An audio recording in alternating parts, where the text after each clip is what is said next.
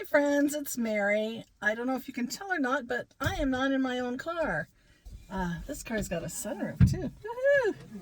I'm actually in a loaner car because my car is in the shop. It's having some issues with the braking system. It's going to be 2 or 3 weeks, so I'm not going to be able to drive, and it's already driving me crazy. So I still wanted to give you guys some content though, so I am going to look back on old rides that I've had and tell you some of those. But I wanted to start with telling you about some of the, one of the issues that I have with driving Lyft. And it's not really an issue, it's more like a fear of mine. So since I started driving Lyft, instead of driving just normal to work and back, to the grocery store or whatever, I'm putting hundreds and hundreds and tens of thousands of miles on my car. I don't mind it for the car because the car can take it. I'm worried, worried's not the right word, but anyway, it's concerning to me that being on the road more often means I have more chances of being in an accident or hitting someone or, I don't know, breaking down, blowing a tire on the freeway, all these things that go through my head because of the increased mileage that I'm driving now. And it really bothers me when it's raining. And I have a couple of stories to tell you about rain that I missed accidents by a second. Okay, the first one, I was going to, I had dropped off a ride up near San Diego State University. I was coming down the hill to the 8 freeway, and I was trying to decide if I'm going to go east or west. Now, when I don't have a ride, I try to stay on the right-hand slow lane, go a little slower on roads and freeways, so that if I do need to get off on the next exit, I'm already ready to go. So that's kind of the game I was playing. So I get down to the very end. It says I have a ride, but at this point I've got to pick left or right, so I pick left. Of course, they wanted me to go right. So I have to go down to the next exit, come around, get back on the freeway, and go now west. As soon as I get on the freeway, I am seeing cars slow down. And I am literally have nowhere to go. I can't go left or right. I can only go through what is a horrendous car crash. So I'm going slow. I'm like crunching on parts of the car, that's on the road. Literally, if I would have went west instead of east on accident, I would have been probably in that accident. It was that close to where I was and the timing and all that. So, oof. Another time, Super Bowl Sunday, in fact, I went to pick people up after, and I was bringing them quite a distance, about 20-25 minutes away.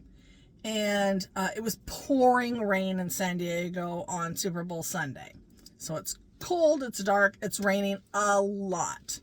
Like, hydroplaning, everything. So I'm taking these kids downtown. Now, on the route that I take, we take 805 to the 94. Now, the 94 freeway has a ramp that's 2 lanes. The first one on the inside, the number 1 lane, is the normal one for going west. The second one, you can go east or west, but the west one is, carpool. So most people don't start in that lane. So I'm starting, even though I am carpool, I am starting on the inside one that I'm used to. We get to almost where the ramp drops onto the 94 freeway, and there was a car next to us. I'm going this way.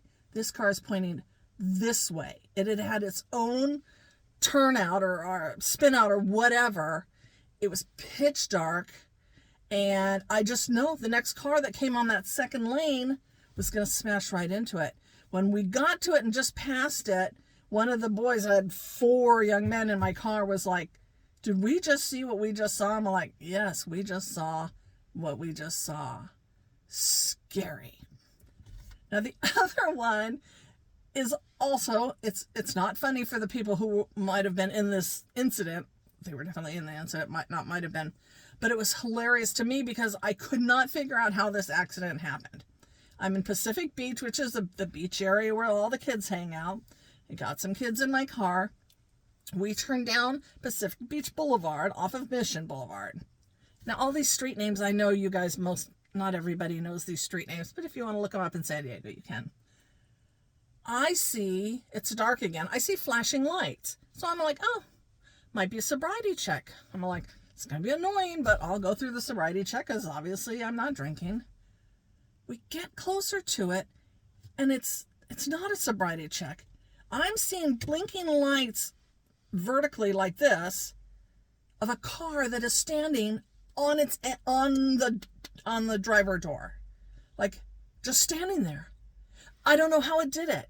It wasn't leaning. It didn't look otherwise crashed or anything. It was just standing on that.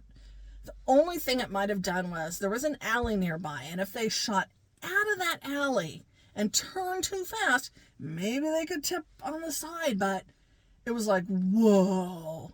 So we had to make a U-turn, go around. I dropped them off, picked up some other people, and we were going sort of near it. And I'm like, do you mind if we go down this one street? I just want to see if they've cleaned up this mess yet. And I explained to them what it was, and it was just full of fire trucks and police cars and stuff. So yeah, it was the weirdest thing. So driving on the road, it's scary sometimes, only in that I don't want to get in an accident. I really don't want to hurt anyone else or have anyone in my car be hurt. And rain gets scary, but people need to get where they're going in the rain too. So I don't like not driving either. So anyway, so that's my story for today. I am going to come up with a bunch of kind of do's and don'ts for drivers and riders to kind of make up this time, because again, this could be 2 or 3 weeks that I'm not driving. So I still want to participate in the content for Car Confessions, and so you'll see some more coming up from me later. Hope you guys are enjoying this. Always, please like, share, subscribe, all the fun stuff. We appreciate it so much, and we appreciate you all. Bye.